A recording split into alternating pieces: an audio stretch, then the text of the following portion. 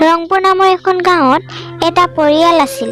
সেই পৰিয়ালত ৰমেনৰ মাক, ৰমেনৰ বায়েক, দেউতাক আছে যদিও কামৰ সূত্ৰে বাহিৰত থাকে। ৰমেনৰ মাক আৰু বায়েক বেয়া স্বভাৱৰ আছিল। ৰমেনৰ বিয়া হ'ল ওচৰৰ এখন গাঁৱৰ পৰা। বা ইমান ধুনীয়া বোৱাৰী পালে ৰমেনৰ মা, ইমান মৰম লগা।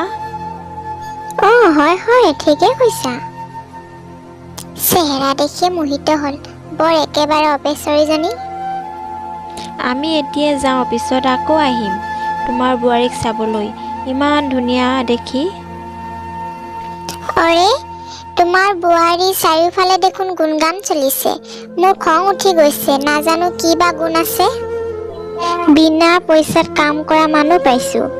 মাক বাপেকটো নায়েই, যাবলৈ জেগাও নাই। ভালেই হ'ল, যি কওঁ সকলো শুনে। আপুনি ঠিকেই কৈছে। এতিয়াৰ পৰা আমি ঘৰত কাম কৰা প্ৰয়োজন নাই।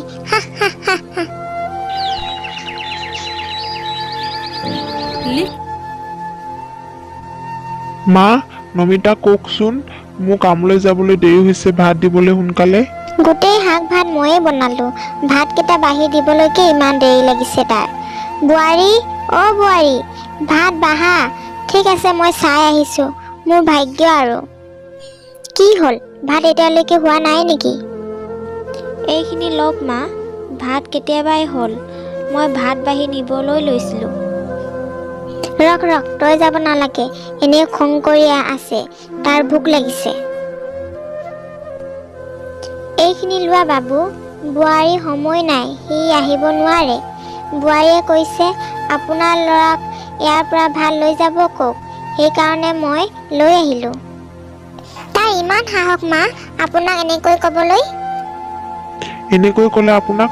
মা, নমিতাক এতিয়াই মাতক। নাই, কামলৈ যোৱাৰ আগত দিমাগ গৰম নকৰে। নাই।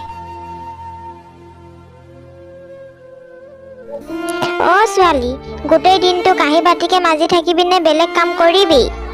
ই কাম চোৰ এলেহুৱা হয়, মোৰ দেখিয়ে খং উঠি যায়। মইতো ঘৰৰ খোৱা বোৱা, ঘৰ চাফা কৰা সকলো কামেই কৰিলোঁ মা। হয়, সেইবিলাক কাপোৰ পৰি আছে, তোৰ কি মায়ে আহি ধুবহি নেকি? কিন্তু ইমান কাপোৰ যে মা। ঐ ছোৱালী, কি তোৰ শৰীৰ মমৰ দ্বাৰা বনোৱা আছে নেকি? অলপ কাম কৰোঁতে গলি যাবলৈ, কাপোৰ সোনকালে ধো। ধুইছোগে মা।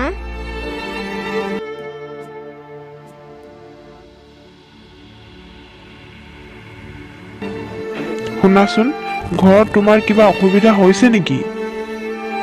নাই হোৱা, সকলো ঠিকেই আছে। কিন্তু কি নমিতা? নাই, এনেকৈ একো কথা নাই, সকলো ঠিকেই আছে। এখেতৰ মা আৰু ভনীয়েকে মোৰ ওপৰত যি অত্যাচাৰ কৰে, মই যদি এখেতৰ আগত কওঁ, বিশ্বাসেই নকৰিব আৰু বেয়াও লাগিব। কিন্তু লাহে লাহে অত্যাচাৰ বাঢ়িবলৈ ধৰিলে। যেতিয়া ৰমেনে কামলৈ ওলাই যায়, মাক আৰু জীয়েকে নমিতাৰ ওপৰত অত্যাচাৰ কৰে। একো কাম নহ'লেও কামত লগাই থয়। শেষৰ এদিন ঘটনা ঘটিল। আজি ভাত হৈ গ'ল মা। মই কৈছো নেকি ভাত হ'ল বুলি? সদায় তই ঠিক কৰিবি নেকি? দেখিছে মা, সি এই ঘৰখনৰ মালিক হয়। শুন, আজি মই মোৰ লগৰবোৰক খাবলৈ ঘৰলৈ মাতিছো। 30 মান হ'ব। এতিয়া 11 বাজিছে, 12 বজাত ভাত হৈ যাব লাগিব, বুজি পালি? ইমান লাহে লাহে কাম কৰ তই, দেখি মোৰ খং উঠি যায়। কিন্তু মা, 30 জনৰ কাৰণে 1 ঘণ্টাত ভাত বনাবলৈ মুস্কিল কাম হয়। চুৱক মা, মুখৰ আগতে নহ'ব বুলি কৈ দিলে। কি তোৰ ইমান সাহস? কোমল, যা, সেই লাঠিডাল লৈ আন।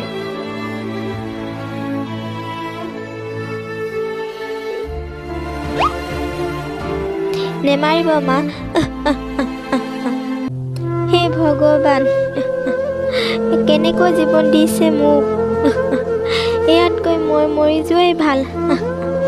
ইফালে মোক মা দেউতাই মোক এৰি গুচি গ'ল, আৰু শাহুজনীও এনেকুৱা। মই কি কৰোঁ?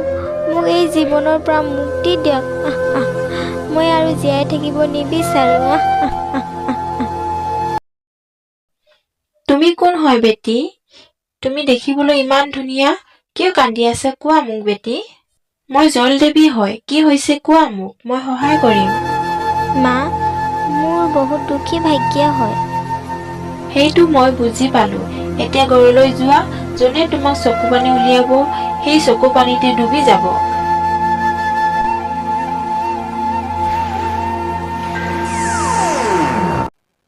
ৰমেনে ঘৰলৈ আহিবলৈ সময় হৈছে। ছোৱালীজনী ক'ত গ'লনো ক'ব পাৰিবা? সেইটোৱে ভাবি আছো, ক'ত গ'লনো? কি জানো ক'ত গ'ল? মা, সৌজনী চোৱক আহি আছে। আহিলে মহাৰাণী, ক'ত গৈছিলি? মনটো ভাল লগা নাছিলে কাৰণে নদীৰ কাষত বহি আছিলোঁ। হয়, ঘৰৰ বোৱাৰী গধূলি সময়ত তুলসীৰ কাষলৈ যাব লাগে। তই গৈছ নদীৰ পাৰলৈ, মই একো ধৰিব পৰা নাই। কি বোৱাৰী পালো অ'? এইবোৰ কি কৈছে মা? মইতো যি বুজিছ সেইটোৱে হয়। আহিব দে তোক গিৰিয়েক, সকলো কৈ আছো। মা, বাই, মই আপোনালোকৰ আগত হাতযোৰ কৰিছোঁ, বিনতি কৰিছোঁ, এনেকৈ একো নকৰিব যাতে মোৰ চকুত চকু পানী ওলায়। কষ্ট আপোনালোকৰে হ'ব। মোক দম দিছ তই? ইমান ডাঙৰ হলি তই? মোক খং দেখাইছ, চকু দেখাইছ? যা বেটি লাঠি আন। ইয়াতে আছে, লৈ ল। মা, আপোনাৰ ভৰিত ধৰিছোঁ, এনেকৈ একো নকৰিব, ৰখি যাওক। নেমাৰিব মা।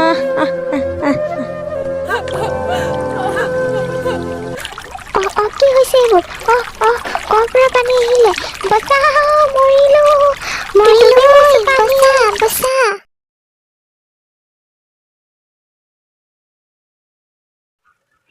এইবোৰ কি হৈছে মা, বাই, আপোনালোকে পানীত ডুবি গৈছে, ক'তো পানী নাই, এইবোৰ কি হৈছে?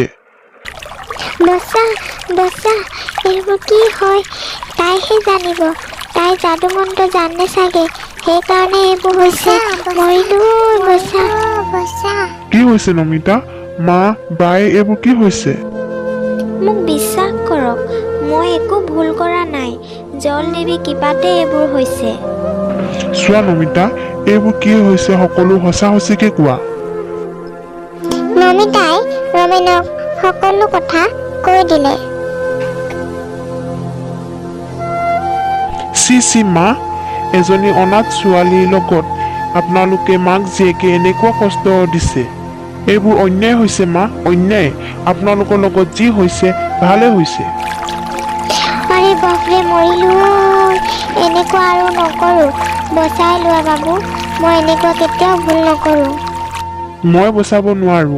আপোনাক বচাব পাৰে যদি অকল নমিতাহে বচাব পাৰিব। যদিহে তাইক ক্ষমা খোজে, তাই ক্ষমা কৰি দিলেহে জলদেৱী অভিশাপৰ পৰা মুক্তি পাব। মোৰ বোৱাৰী, মোক ক্ষমা কৰি দিয়া বেটি। মই কেতিয়াও এনেকুৱা নকৰো। মোক ক্ষমা কৰি দিয়া বেটি। মোৰ বহুত ভুল হৈ গ'ল। এবাৰ কাৰণে মোক ক্ষমা কৰি দিয়া বেটি। চি মা, আপুনি মোতকৈ ডাঙৰ হয়, এইবোৰ কথা নক'ব মা। মোৰ ওপৰত এইবোৰ জল দেৱী কৃপা আছে। মই মোৰ মাক কেতিয়াও দেখি নাপালোঁ। আপুনি মোৰ মা, মই আপোনাক মাফ কৰি দিলোঁ মা।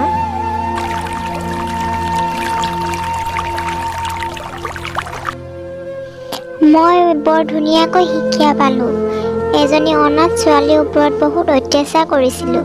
মোক ক্ষমা কৰি দে মোৰ বেটি। ক্ষমা কৰি দে নমিতা। বহুত কষ্ট দিলোঁ, বহুত ভুল কথা ক'লোঁ। এনেকুৱা কৰিব নালাগিছিল। সেইবোৰ বাদ দিয়ক এতিয়া। আমি আজিৰ পৰা ভালকৈ থাকিম মা। তুমি আজিৰ পৰা মোৰ বোৱাৰী নহয়, ছোৱালী হয়, আৰু মই তোমাৰ মা। বোৱাৰীক নিজৰ ছোৱালীৰ দৰে ভাবিব লাগে আৰু শাহু মাক নিজৰ মাৰ দৰে ভাবিব লাগে। কেতিয়াও অত্যাচাৰ কৰিব নাপায়। সকলো ভগৱানে ওপৰৰ পৰা চাই থাকে।